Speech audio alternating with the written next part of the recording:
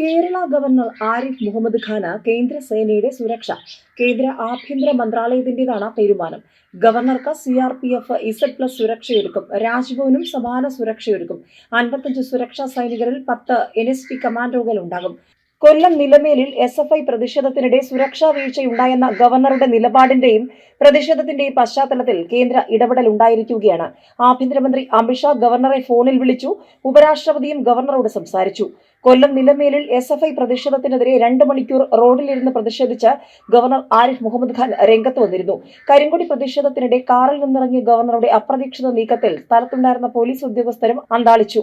DGP ഉൾപ്പെടെയുള്ളവർ അനുനയത്തിന് ശ്രമിച്ചെങ്കിലും അദ്ദേഹം വഴങ്ങിയില്ല. എല്ലാവർക്കുമെതിരെ കേസ് എടുക്കണമെന്നും FIR-ന്റെ പകർപ്പ് കാണണമെന്നും അദ്ദേഹം ആവശ്യപ്പെട്ടു. ഒടുവിൽ 2 മണിക്കൂറിന് ശേഷം ഗുരുതര വകുപ്പുകൾ ചുമത്തിയെന്ന് FIR കണ്ട് ബോധ്യപ്പെട്ടതോടെയാണ് ഗവർണർ പ്രതിഷേധം അവസാനിപ്പിച്ചത്.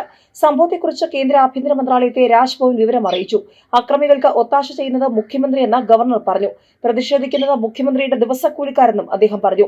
പോലീസ് നിസ്സഹായരാണ്. കേന്ദ്രത്തിന് റിപ്പോർട്ട് നൽകുമെന്ന് ആരിഫ് മുഹമ്മദ് ഖാൻ പറഞ്ഞു.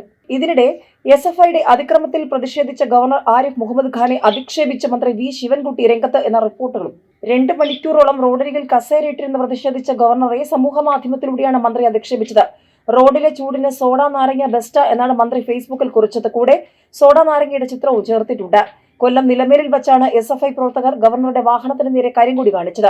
പോലീസിനെ നോക്കുകുത്തിയാക്കിക്കൊണ്ട് SFI-ക്കാർ ഗവർണറുടെ വാഹന വ്യൂഹത്തിന് മുന്നിലേക്ക് ചാടി വീഴുകയായിരുന്നു.